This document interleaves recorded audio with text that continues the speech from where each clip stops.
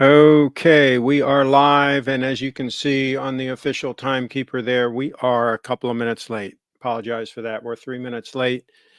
I'm sometimes optimistic on my start time, especially when I haven't done a broadcast for a while. And then I've got to log back into my StreamYard app. I've got to set everything up, make sure everything's working. The battery was dead in my main camera, so I had to switch that out. My other camera had to reset the date. So these things happen. But this is a semi-emergency broadcast. There are a lot of people making some bad decisions. Let me clean my glasses here. And I don't like to see that, especially people that I care about, people that are subscribers on the channel, and just people in general. I don't like to see I don't like to see people making bad decisions. And I'm still seeing a bunch of people in some of the watch forums buying steel watches and paying too much money for them. Even though the general hype of watches is kind of dying down as far as, it was crazy a couple years ago where people were paying $10,000, $20,000 over retail on some steel Rolexes. That's calming down a little bit. More and more people are starting to realize that that's not a good long-term plan to pay that kind of money for a steel watch. But there are still people that are doing it. And there are still people that are trying to make the argument that a steel watch is the way to go. And I don't understand because here's the thing,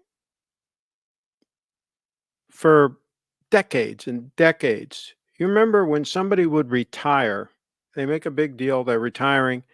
What do they give them? They give them a gold watch. Okay.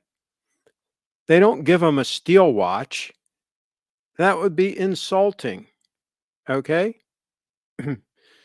So back in the day, 45 years ago, when I started wearing Rolexes, my first watch was a Datejust that was steel because that was all I could justify spending. A year or so later, I got a used Day-Date, a 1966 model. It was about 15 years old at the time. And then I kind of worked my way up to that one had some stretch and had some issues. And a couple years later, I sold that and I got another one. And it just kind of, and from then on, I always had a two-watch rotation. I had a steel Rolex. I started with a Submariner, red sub, and then I went to GMT Masters after that. And generally, my rotation was a GMT Master rotating with a Day-Date and 18 karat yellow gold, of course. By the way, that's the other thing. Yellow gold is the way to go. Not rose gold, not copper colored gold. That's silly. You can't improve on gold, okay? Gold is gold. It always will be. Let's see if I can share something here. Present. Okay, is this here? Present, share screen. I'm going to show you what I have on my other screen here. And I'm going to say entire screen, and I'm going to say this one, and I'm going to say share. Okay. All right. So there you go. That gold. Okay. A gold stunner. That is my 002. And that is the way to go. And so let me see if I click on this, it'll be full screen, right? There we go. And gold, yellow gold is the way to go for a watch. Always has been, always will be. A steel watch is for, let's see if I go back to here. Do I go here? Yeah, there we go. I don't play with this very often. A steel watch is more affordable. Okay. That's why you buy a steel watch, not because it's better. You buy a steel watch because it's more affordable. Okay. Now, when we got to the point where steel watches, many cases, people are paying gold watch money for a steel watch, And then they justify it by saying, "Oh yeah, well, steel's the way to go." You know, all the influencers, everybody says steel's the way to go. I mean, of course, you want to buy a Pepsi, you know, in stainless steel. Oh, but it's 904L stainless steel. It's some real fancy stainless steel, right? It's steel, folks. There's nothing special about stainless steel. So they justify it because all these influencers are acting like this is the way they go. They've all got a box of them on their Facebook. They share a photo. We got a comment here. Sammy the Bunny says, "Do you like the new GS, the SLGW004?" Haven't looked at it. Let me see if I can pull it up on my other computer here, and we'll take a look. SLGW004. GW004. Let's see what comes up. SLGW004 says J after it here. Grand Seiko. Grand Seiko. Okay. All right, let's show this one. Okay. To tell you the truth, I like the shape of the case on my 002 more than that case shape. But I guess it's, you know, it's personal preference, but the 002 just looks more elegant to me than that particular case shape. And of course, with a Grand Seiko, I would definitely go with a spring drive over the high beat. Not a big fan of the high beats. And I am increasingly a fan of the 9F movement. This one I have on wrist is my SBGX038, which I had a few years back, and then I sold it to a subscriber. He had it for a while. Then he lost his mind temporarily, and he traded it in on another watch, and he traded it in to Little Treasury Jewelers. Now that's not, he didn't lose his mind by trading it into them, but he lost his mind because I think he bought a steel watch when he traded it in. He traded in a gold watch and got a steel watch. Go figure. But anyway, it then became available to me and I bought it back. And so now I have it. And I'll tell you what, I really like this watch. A lot of people will say, and this is the other thing, the big watch craze. Everybody likes the big watches, the huge watches, the bigger the better. I feel like this watch looks great on my wrist. I have a good size wrist, about 7.5-inch wrist. And I think this thing looks great on my wrist. This is only a 35.5 millimeter watch, but I really like it. And it is super comfortable. See, my 002, which is right here, this is a 38.5 mil. Okay. And of course it has the deployant class, which I do like. And I'm going to talk about the deployant class versus a regular class like this. But anyway, let me just show this one more time here. Let's see, full screen layout. There we go. That's a shot of the 002. And then I just like that the case looks very elegant to me. I don't know. And especially in person, it really looks good. This one, let me go to this one. You know, the case shape just doesn't seem quite as nice to me. But that's going to be, you know, personal preference. So you compare that to that. What do you all think? So, and back to that one. Yeah. And here's the thing, folks. This watch right here, I had said earlier that I would sell it to a subscriber for $3,000 because I really don't need it because I've got the 002, right? But I'm kind of changing my mind on that. I'm kind of like, I might want to keep it because it's so comfortable on wrist. And I could kind of use this as a beater, right? I could kind of use this when I don't want to take out the 002 for whatever reason. Now, I don't baby any of my watches, right? But you know, there might be a situation where I'm working on my car, or I'm doing something where I don't really want to be wearing the 002, right? But I could wear this one because this one, has really been worn a lot. It's got some battle scars on it and so forth. It looks really good. It's got a patina to it. It's got that patina that a gold watch gets with heavy use, and it just looks great. And see, that's the other thing the point I've been trying to make about gold watches is there's something about an old gold watch that's had a lot of use that looks just eat up with class. It just looks so rich and so good. Whereas an old steel watch that has had a lot of use, it has a lot of patina on it, just looks like an old steel watch. It doesn't really, there's nothing special about it, right? Well, yeah, there's people that know the watches and that see like an old Submariner and they get all excited and everything. But I'm talking about the general public. I'm talking about people that aren't watch fanatics. When they see an old steel watch, they're like, what the heck? I mean, there's nothing that special about it. But they see something like this and they they instinctively know that it's classy, that there's something special going on with an 18 karat yellow gold watch. Do you like platinum? No. I mean, I wouldn't go with platinum. It's heavy. If you want durability, if you want more durability than what 18 karat yellow gold can give you, and I think 18 karat yellow gold is plenty durable for a watch. They hold up great. I've worn them for, like I said, more than 40 years, and they hold up to heavy use fine.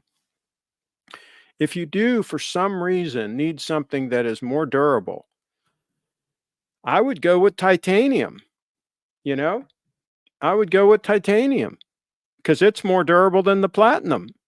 It's the most durable thing we have that we can make a watch at. Grade 5 titanium, like this titanium that Grand Seiko uses, is very scratch resistant, holds up very well, holds up better than a steel watch as far as scratches and things like that. Very robust. I had another idiot make a comment on one of my things. Oh, titanium scratches very easily. You're wrong. Well, they're talking about regular titanium. They're not talking about the alloy that GS uses. This stuff is tough stuff. I've had that watch now for, I think, 7 years of heavy use, and it looks great. Okay. A steel Rolex after 7 years of heavy use would not look as nice. Okay. It just would not. I, I had them for 40 years. I should know. Oh, but now they make them out of 904L. That's no harder. That's no harder than the old 316 or whatever they used before. It's just different. It just holds a polish better, holds a shine better, whatever. It's got some properties that they like, but it's not any harder. Okay, so forget that nonsense. It's just not the case. So if you're buying a platinum watch because you think it's durable, I think that that's not wise because I think that, again, getting one in the grade 5 titanium is going to be plenty durable. And Grand Seiko makes several models in that titanium alloy that are very good, very strong. And you can just wear those if that's your thing. But I would go with 18 karat yellow gold always for a watch. A gentleman's watch should always be 18 karat yellow gold. And you see these people in the groups. I try to share this information, and I'll share the photo and I'll suggest, like, somebody will post a picture of a box of 12 watches and they'll have like 4 GMT Masters in there, all of them steel. They'll have a couple of subs, maybe a few other watches, maybe a Panerai or whatever, just an assortment of steel watches. They'll have like a dozen of them. And I'll say, hey, and they'll be talking about their next watch. What's next, right? And I'm like, you don't have a gold stunner. You've got all of that steel and you don't have you don't have one gold stunner. I can understand somebody wearing a steel watch if that's all they can afford and they have one watch and that's what they're wearing. I get it, but I wouldn't pay more than $5,000 for a steel watch. I'm telling you that right now. That would be my limit. Okay. Because I can buy a really nice steel watch. I can actually buy a really nice titanium Grand Seiko for 5,000 any day of the week, used 3 or 4 years old, whatever. And so I would buy that and wear that. I wouldn't pay $20,000 for a steel watch. I'll tell you that right now, under any circumstances. So, so that's what they've got. They've got a box full of a dozen watches, and that they're scared to wear because they think they're an investment. And I got in an argument with this other guy in comments about that. Oh, no, I'm not saying they're an investment. I'm just saying that a Rolex holds its value better than other watches. Well, if you're worried about it holding its value, then by definition, you're looking at it as an investment. Otherwise, you wouldn't be worried about the value. Okay? I mean, if it's a consumable, if you buy a nice suit to wear, okay, and you plan on wearing it for 10 years and you're going to wear it out, basically, it's a consumable. It's something you're not worried about the resale value on it. A nice pair of shoes, you're not worried about the resale value on it, right? Because it's not an investment. It's something you buy to wear and enjoy and keep, and that's it. But all these people are worried about the value of their watches. If they're worried about the value of their watches, then that tells me they're looking at them as an investment, as a store of value. Okay? And watches are very poor stores of value if you run the numbers. And we've had another podcast that I did where I actually ran the numbers. You know, it's just a conservative 10% return on money that you invest. Let's say you invest in the stock market or whatever. It doubles every 7 years in value, right? So let's say you spend $10,000 on a steel Rolex, all right, which is a lot of these guys spend more than that. But let's say you spend $10,000 on a steel Rolex. 7 years from now, that $10,000 would double to $20,000. So do you think that watch doubled in value to 20,000? Maybe, maybe not. 7 years after that, it's got to be 40,000. It's got to double again. 7 years after that, it's got to be $80,000. You really think that $10,000 Rolex is going to be worth $80,000? Probably not. And I've run the numbers on a bunch of Rolexes over the years, doing it that way, going back and saying, okay, in 1970, you could get a steel Datejust for a nice used one for $400, okay, in 1970. If you double that every 7 years up until now, it's a lot more money than what you could actually buy one for. Okay. So in other words, the money, if you took that $400, so let's say it's probably more like $500, but let's say it was $400 and you doubled that every 7 years, you end up with a big number. Okay. That's the beauty of compound interest. All right. And that's at 10%. That's if you just put it in the S&P 500 and just let it sit there for the whole time. Right. Nowadays, you could buy Bitcoin, which is going to go up a lot more than 10% a year. So now we're not even close on the performance of the investment. Over the last 10 years, Bitcoin has returned 66% a year, average. Okay. So even if we have diminishing returns, let's say over the next 10 years, it averages 30%. You know, you're way ahead by just putting that money in Bitcoin as opposed to having a box of a dozen steel watches. So, and here's the thing, a lot of these people on social media that have these watches and that share this picture of their collection, they're not wealthy people. I'm not directing any of my comments right now to somebody that's a decamillionaire. If you're worth $10 million, you don't have to care. You could have as many watches as you want. I don't know why you'd want a dozen steel watches. I think you would want 1 or 2 steel watches at most, and then maybe 3 or 4 gold stunners. And I would think you'd be set. But I would be wearing the gold stunner is what I would be wearing. I wouldn't be wearing a freaking steel watch if I was a decamillionaire. Now, if I was going somewhere dangerous or whatever, and I didn't have my security team with me, then yeah, I'd probably be wearing a titanium stunner, you know, something like that, that most thieves know that that's not a Rolex. They can just kind of spot from a distance a Rolex pretty easily, most professional thieves. So they probably would leave you alone if you're wearing a Grand Seiko. I don't think most of them care about those. So yeah, if you're in a dangerous situation, which if you're a deca millionaire, you shouldn't be putting yourself in a dangerous situation. You should always be in safe areas. And if you go somewhere quasi dangerous, you should have a security team with you. If I go somewhere that I think is dangerous, I always have a security team with me. So, so yeah, that's what we've been talking about. And then the other thing that I talked about on the last broadcast was Caitlin Clark and the way that she's being treated, and the plot thickens. Um, let me just show you. I did a blog post about Caitlin Clark, and I thought it was interesting what was happening with her. And in case you're not sure who that is, there's Caitlin Clark. Okay, so she was playing for Iowa in college, and she was, I think, the GOAT, the greatest of all time as far as college female basketball players. And she graduated from college and she chose to go to the NBA, WNBA, and she was drafted #1 by the Indiana Fever, #1 draft pick. And of course, because the Indiana Fever is the worst team in the WNBA, that's why they got the #1 draft pick. Duh. Okay. So she comes into the WNBA to some fanfare.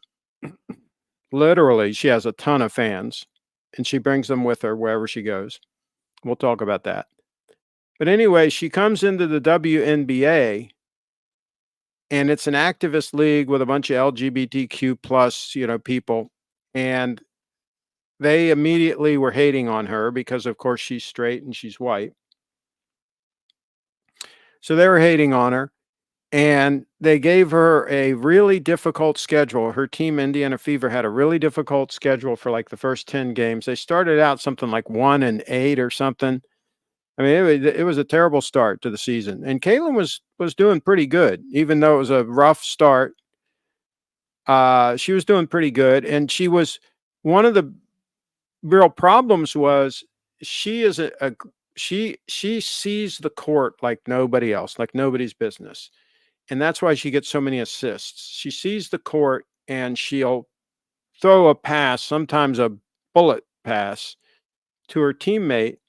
And in those early games of the season, they weren't accustomed to this. They couldn't handle the passes. They were missing the passes. She'd put it right in their hands and they couldn't handle it. They were missing the passes, and therefore it was a turnover, and therefore it was a problem.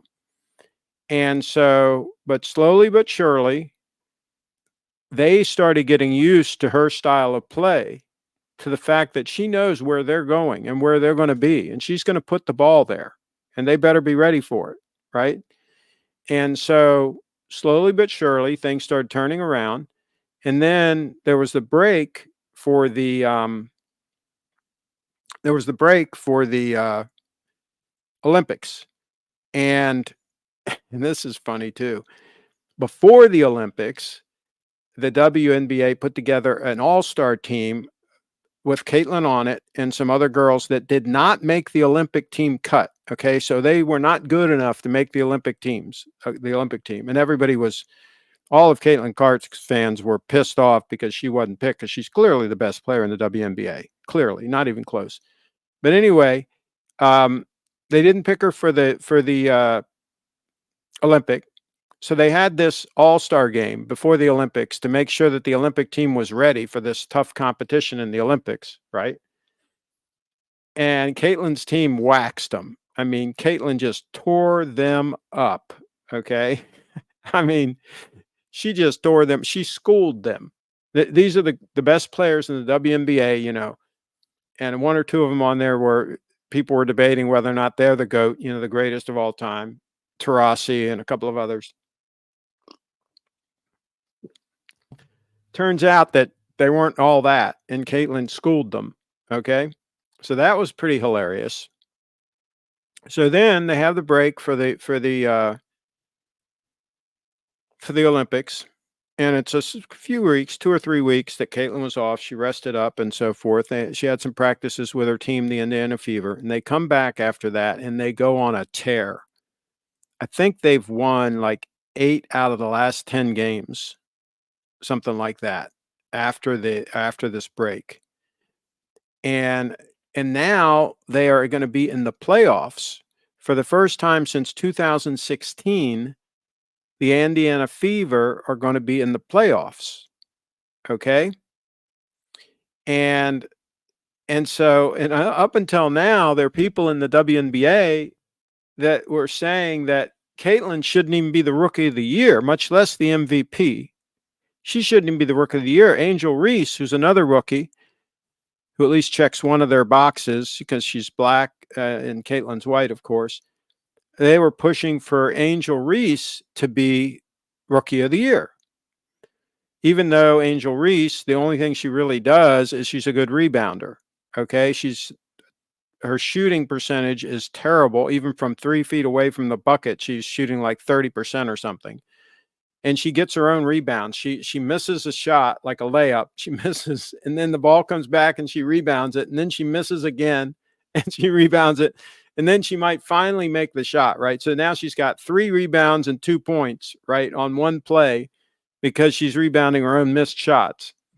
So anyway, this is the girl that they were trying to hold up for rookie of the year. Okay, you're with me now? Rookie of the year.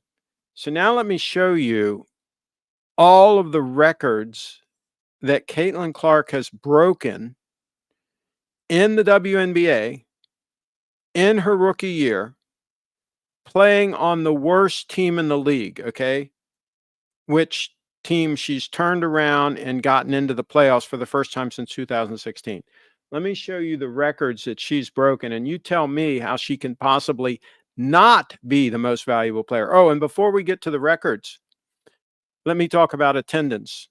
The Indiana Fever games are sold out, her home games, and they play in a stadium that holds like 17,000 people. Okay.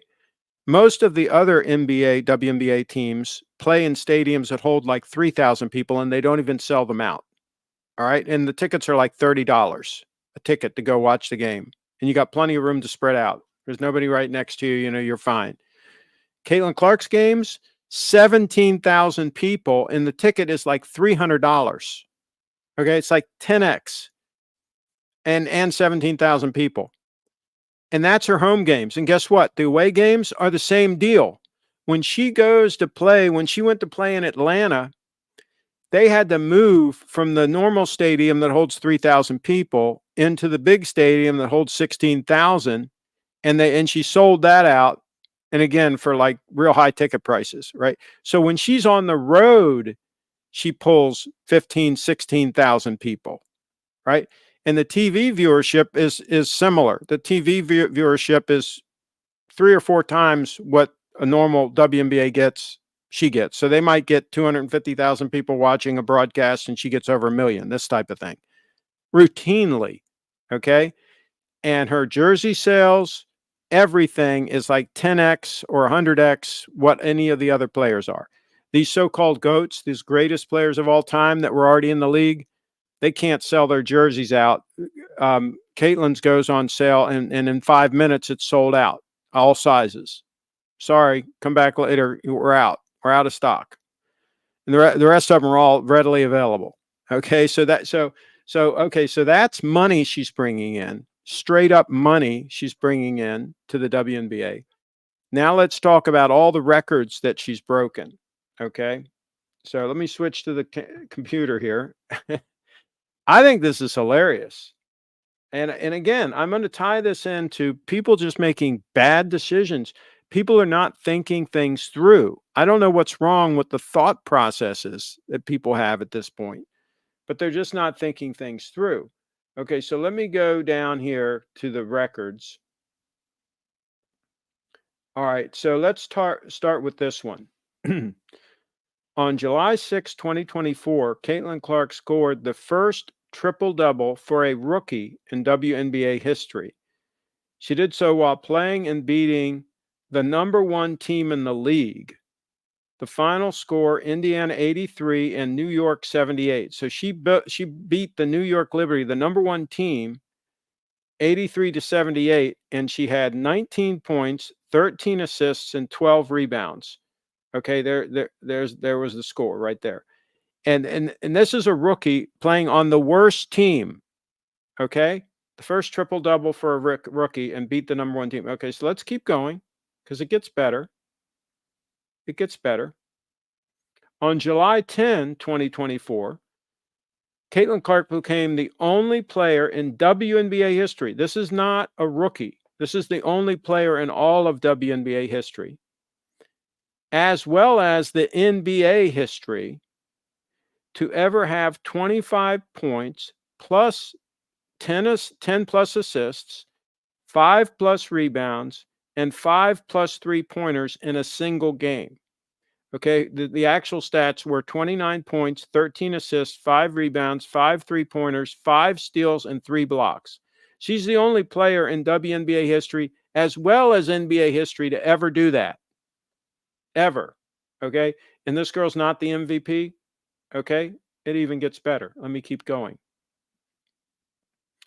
On July 12, 2024, Caitlin Clark set a franchise record for 7 assists in a single quarter in the WNBA.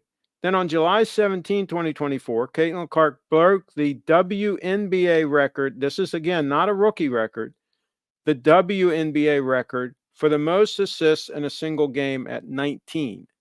The previous record was 16. The same game, she scored or assisted on 66 points, which is another WNBA record. Okay? And it gets better. Remember, this is all in her rookie season, and the season isn't over yet. It's not over yet, and she's doing all this. Also, for the month of July 2024, Caitlin averaged 12.5 assists per game. This is yet another WNBA record. Okay? To cap off July, Caitlin's WNBA All-Star team beat the USA Olympic team, the team that left her off the roster. In the process, CC broke the record for assists by a rookie. She had 10 assists. So in that game, she broke the record for a rookie with 10 assists, and she beat them. So is she Supergirl? Okay. Some people call her Caitlin Clark Kent. All right, so let's keep going. It gets even better. Okay, so here's all the records, and I'm not going to read these. I'll just stop it here, and you can, if you want to freeze it, you can read these. But these are all the records that she broke in college, her senior year, her junior year, and her sophomore year. Okay, these are all the records she broke in college. But we're not really talking about college. We're talking about WNBA. So let's keep going.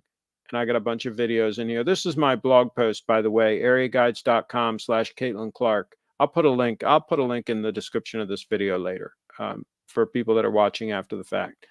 Okay, so you can check this out. I got to get rid of that video, the one that's private. Okay, so let's keep going. Oh, did I pass the other records? I must have passed them. There's a bunch more. Where is it? Oh, maybe I need to refresh this. Maybe this wasn't current. Oh, there we go. Okay, so here's all the records, the updates I've put. All right, so starting with, that I got 20, okay, average NBA, okay. Okay, so I think this is this August 28. I think this is where we left off. Caitlin played the Connecticut Sun team and became the first player in WNBA history to have 6 consecutive games of 15 plus points, 5 plus assists, and 5 plus rebounds. Also, she was the first player in WNBA history to have a season recording 500 points, 250 plus assists, and 75 plus three-pointers. Again, these are WNBA history records now, not rookie. Caitlin is also the fastest player in WNBA history to record 500 points and 250 assists. Okay? That was on August 28th, those things. On August 30, she broke 5 more records on that game. She said she recorded 31 points, 12 assists, 5 three-point shots in one game. She also had 4 rebounds in the game. Okay? These are the first player in WNBA history to do all 5 of these things. As of this game, she also has 5 games with 20 plus points and 10 plus assists, which is another WNBA first. She is scoring or assisting in 36.7 points per game, the highest season average in WNBA history. She's also the first player in WNBA history to have multiple games with 25 plus points, 10 plus assists, and 5 plus 3-point shots made.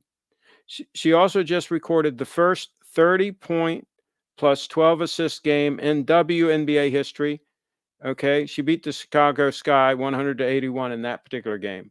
Then she doesn't stop. Then on September 1st, Caitlin Clark is the first rookie in the NBA, WNBA history, both leagues, to have consecutive games with 25 plus points, 10 plus assists, and 5 plus three-pointers made. Also this date, Caitlin now has the most double-doubles by a guard in a single season in WNBA history, and the season isn't over yet. As of September 1, Caitlin is the only player ever with 28 points and 12 assists in a game, and she has done it 3 times. September 4, Caitlin Clark is the first player in WNBA history to have a season recording 200 plus assists and 100 plus three-pointers made. Caitlin is the fastest player in WNBA history to record 100 three-pointers made. The season isn't over yet, okay? But she's the fastest. Okay, so that doesn't apply to that particular record. Also, 9/4/2024, in the stats below, check out how many games played. Okay, so the most career games with 20 points and 10 assists, Courtney Vandersloot has 10. She's played 422 games to get 10, right? Diana Taurasi, who everybody says is the GOAT and all this, she did it 9 times in 559 games played. Okay, are you with me?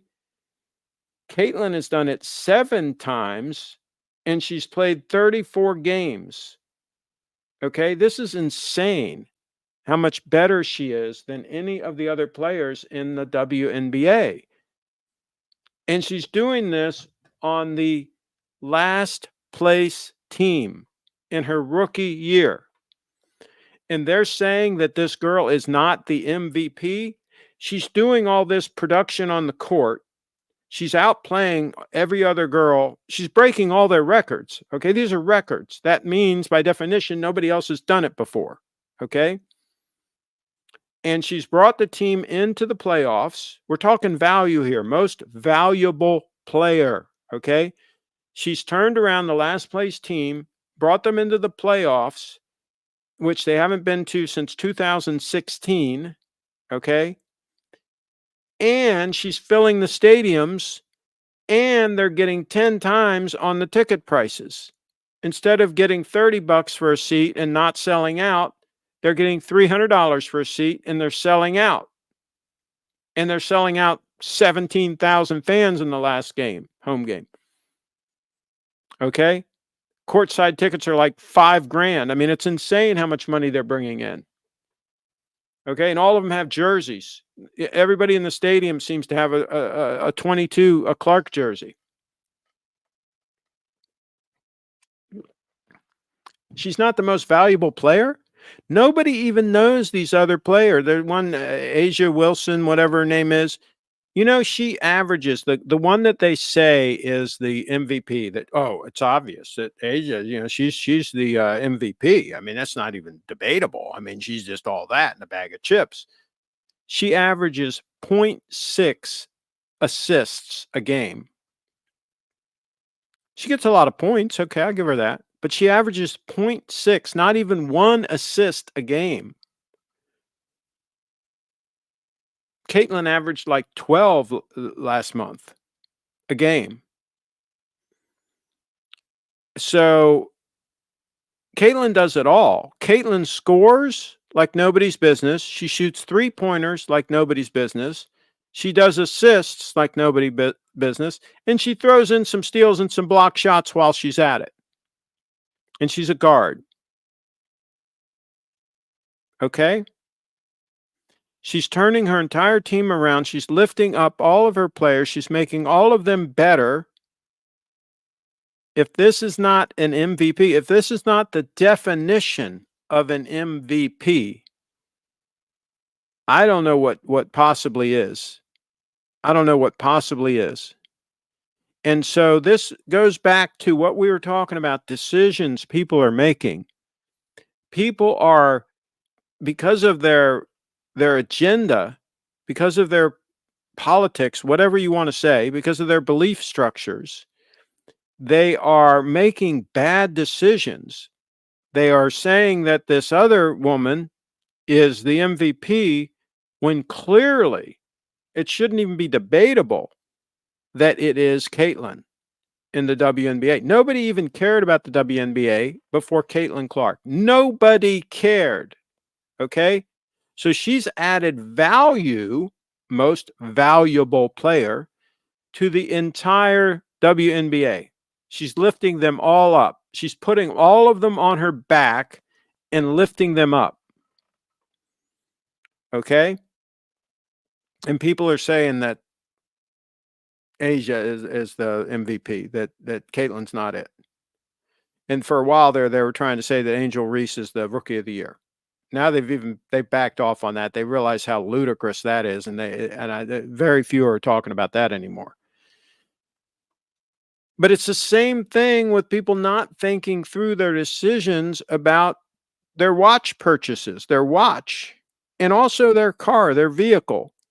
You know, people are paying way too much and buying like a new Ford Bronco because it's the hip thing to have, you know, and blah, blah, blah. And you know, some people are paying over sticker. And the cars are not very good. Okay, they're not very good. I bought a 2007 Lexus. Let me see if I have a picture of it.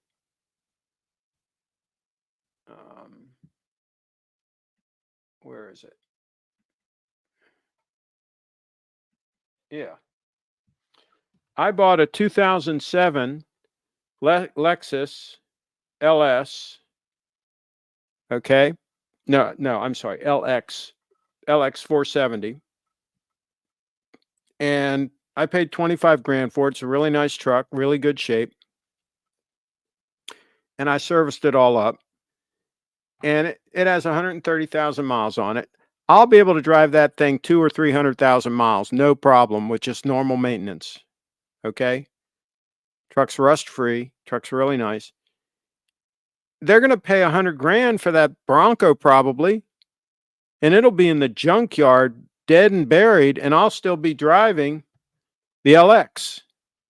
I'll still be driving the LX. And guess what? It's great off-road too. If you want to take it off-road, you can take it off-road. Take those running boards off, you know, and yeah, it'll do fine off-road. They're fine.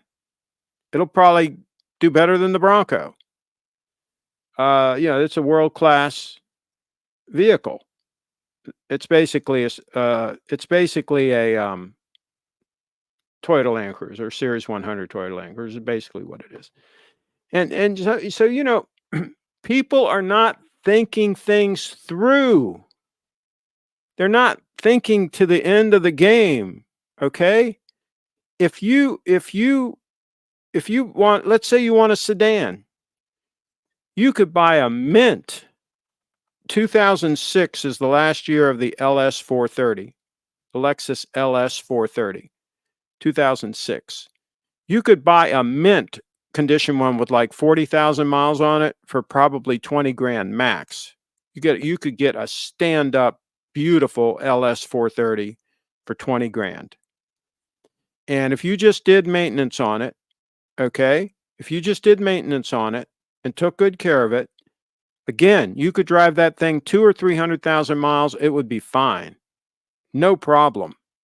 Okay?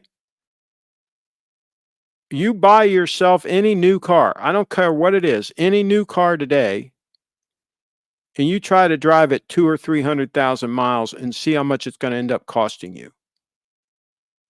And it's not going to be as good a car as a 2006 LS430. I can tell you that right now. The LS430 is built like a tank. It is built like they don't build them anymore.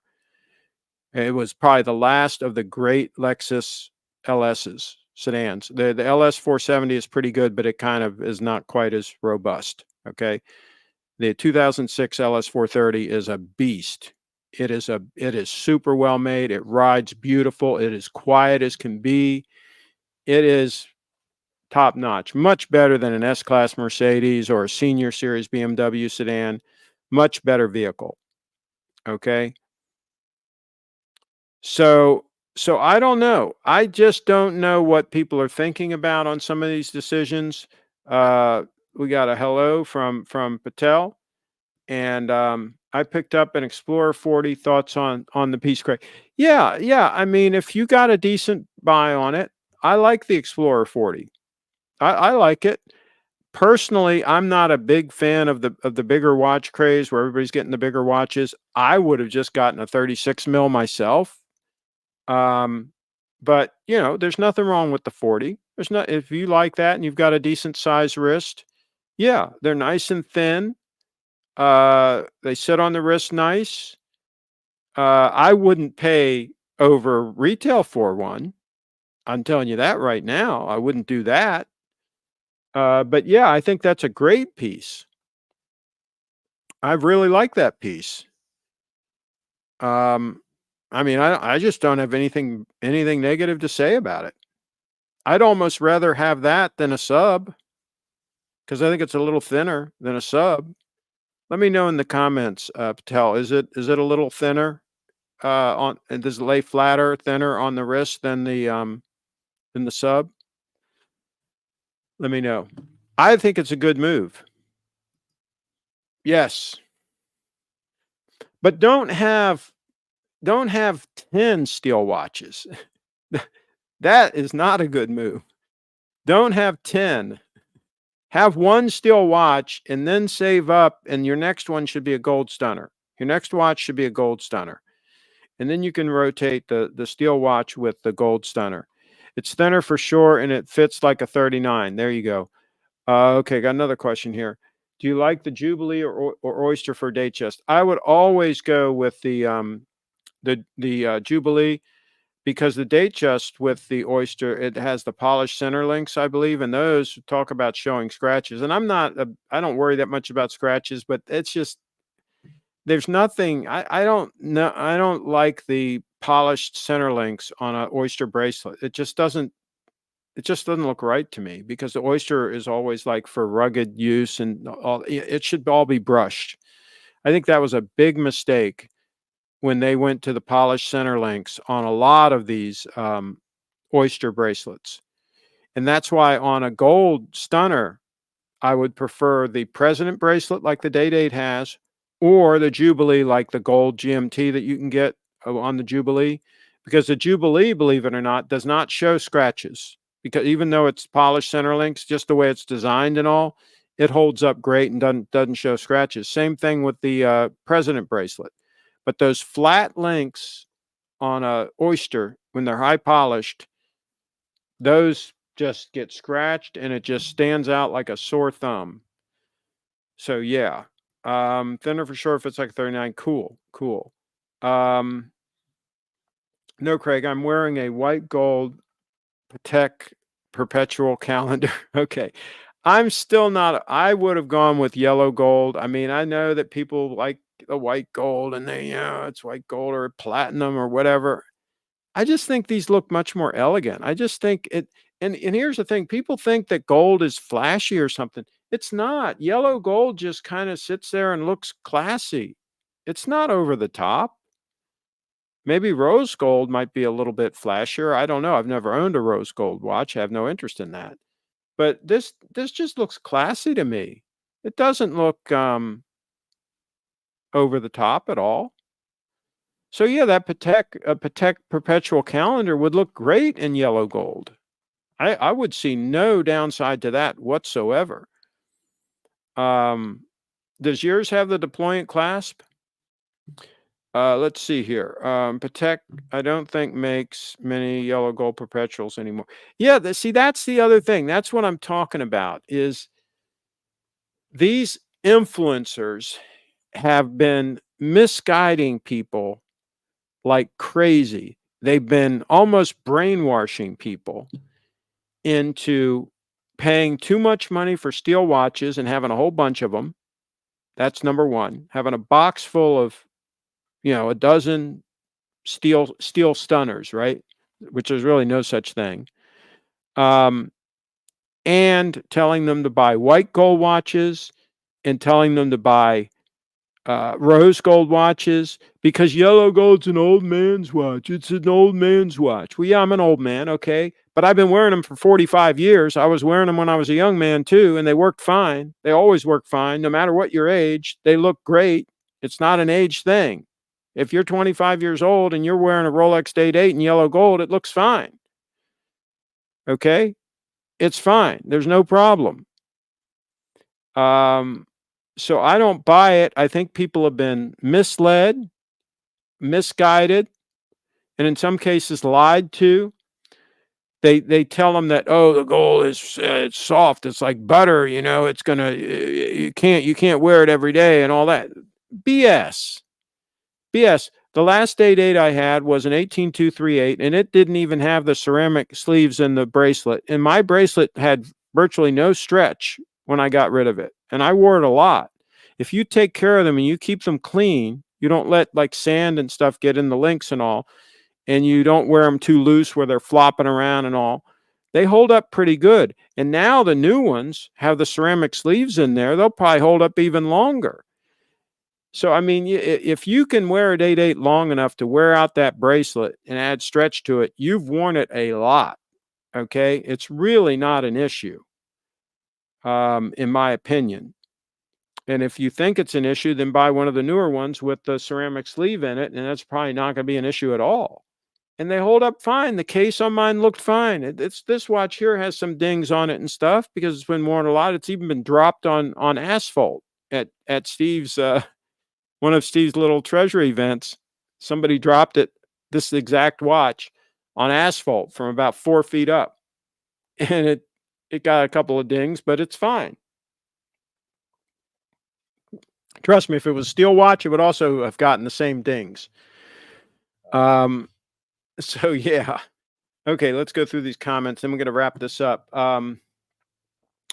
It's either white gold or rose gold. Yeah, see, that's terrible that they've gone that way. That's insane that they're doing that instead of making yellow gold. They'll go back. They'll realize the error of their ways eventually. I like the yellow gold Date 8 white dial, just not a fan of the Roman numerals. Yeah, I wouldn't get the Roman numerals either. I'd just get a simple dial with simple hash marks. Yes, it has the deployant clasp. Cool. Yeah, see, I've got the deployant clasp on the 002, and I do like it. And if you're going to take the watch on and off a few times, like during the day, it's really convenient.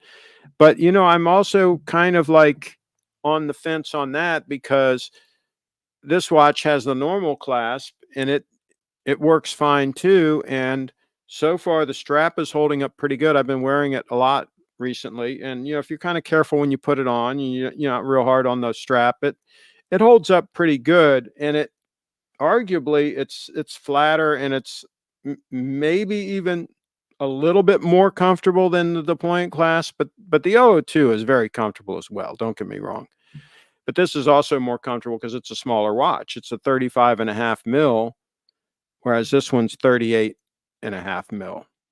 Right, so it's a bigger watch. But yeah, and by the way, for many years, I was not a strap guy. I was like, no way do I want to watch on a leather strap. And part of that is all of the bad information out there. Everybody's saying how the straps don't last. if you go out in the heat and you sweat, it ruins it, immediately. Just like the gold is like butter, the straps fall apart and all this stuff. Well, if you get a high quality strap with turned over edges, done correct way, fully stitched, okay, and this one's crocodile with leather, different leather lining it. My experience is they hold up really well. I haven't had to replace any strap yet. On the 002, I took the original strap off and I put this strap on, and I've been wearing it for 4 years now, pretty regular. And the strap is still close to mint condition. Okay. And I've worn it in all kinds of temperatures, all kinds of situations. It's totally bogus when people say that the straps don't hold up. I bought 5 straps for this watch. I bought a whole assortment of watches from hdstraps.com because I thought they were going to wear out real fast and I was going to have to replace them every couple of months. No way. They don't. They hold up fine. I maybe somebody that sweats like a pig, it's not going to hold up, but I don't sweat that much when I'm wearing my watch. If I'm playing basketball or volleyball or whatever, I take my watch off. Okay, let's see. I'm a big fan of yellow gold, Craig. Don't disagree with you. Okay, thank you. Craig, I bought a solid bronze Tudor. No, no, please tell me you didn't. Please tell me you didn't buy a Tudor. But anyway, if you did buy a Tudor, fine, wear that for a while, but save up and get yourself a gold stunner next.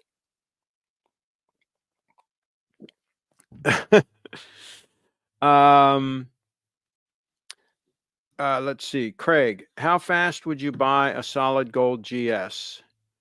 I didn't buy it fast. I considered buying the 002 for a couple of years, maybe even over a year before I bought this. So I contemplate things, okay, before I act. Okay, so you meant a gold diver GS. Um, I am not, I would not, because here's the thing. Whoops, there we go.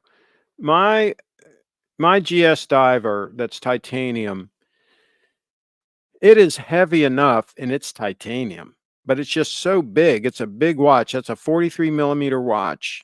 And it wears more like maybe a 40 mil, right? Because it is titanium.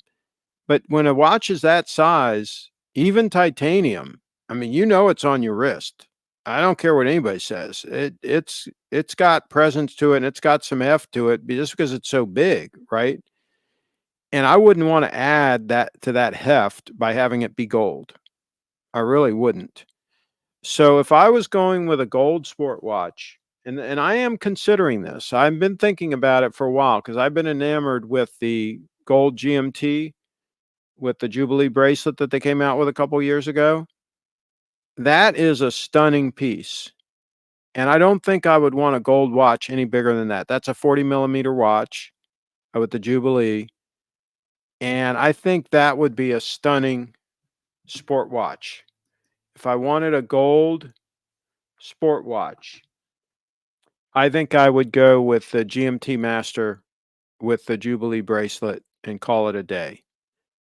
But I may or may not do that. I may or may not do that. I set aside a Bitcoin back when it was around a little over 15,000, close to the bottom. I bought an extra Bitcoin, and I said when Bitcoin hits 100,000, which it might hit in November of this year, we're at like 53,000 right now.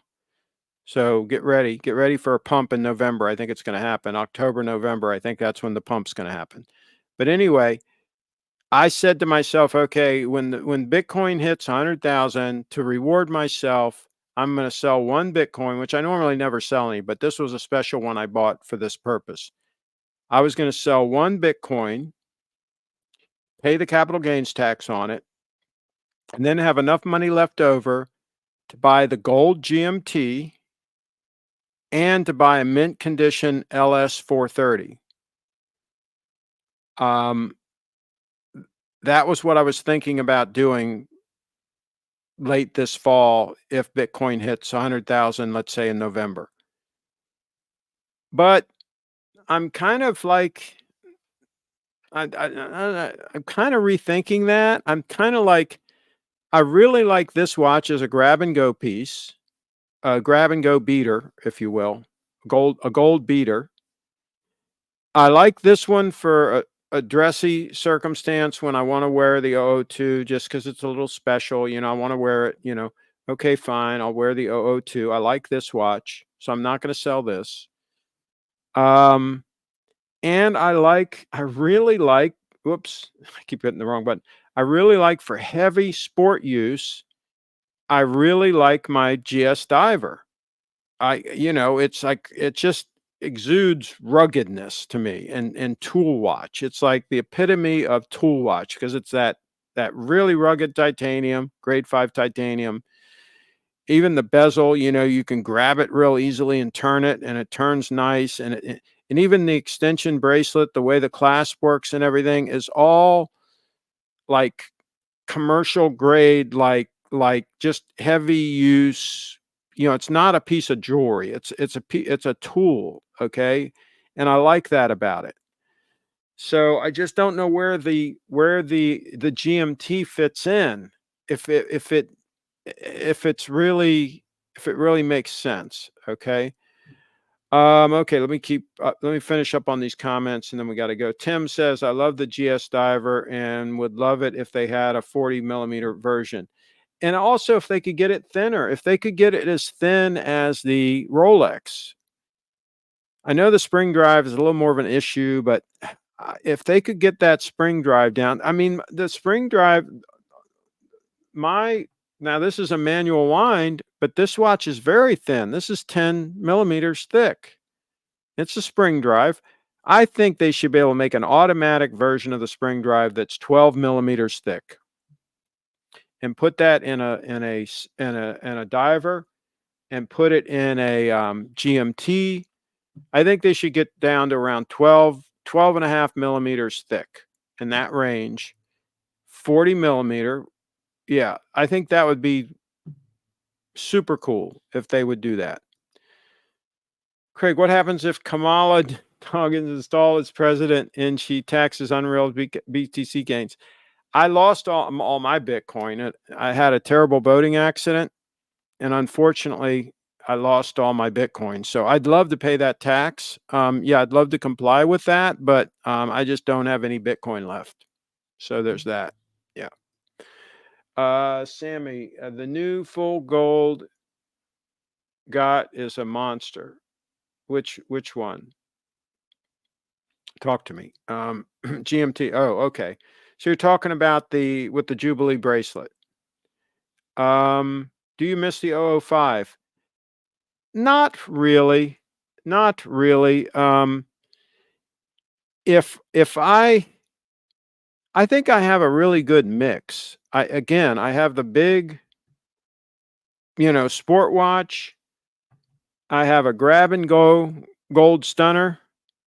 Grab and go because it's a 9F movement, so it's always running. Don't have to wind it or anything, right? Just grab it, put it on the wrist, and go.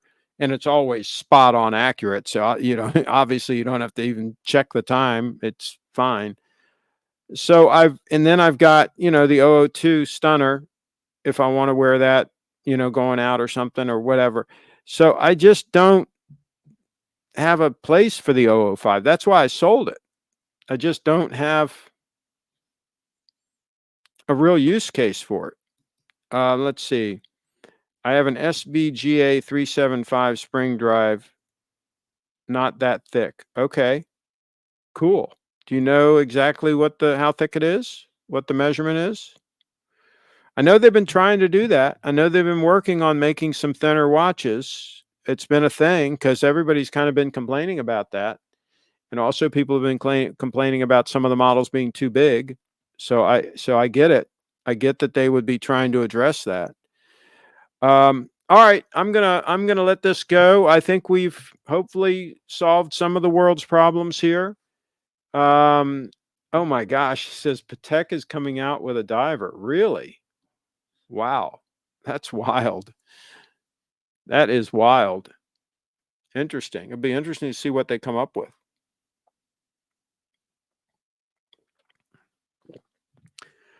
Oh, battery exhausted on my camera. Good time to wrap this puppy up. All right, folks, thanks for watching. We will catch you guys next time on the live stream. Thanks again. Hey, comment below, share, make sure you're subscribed.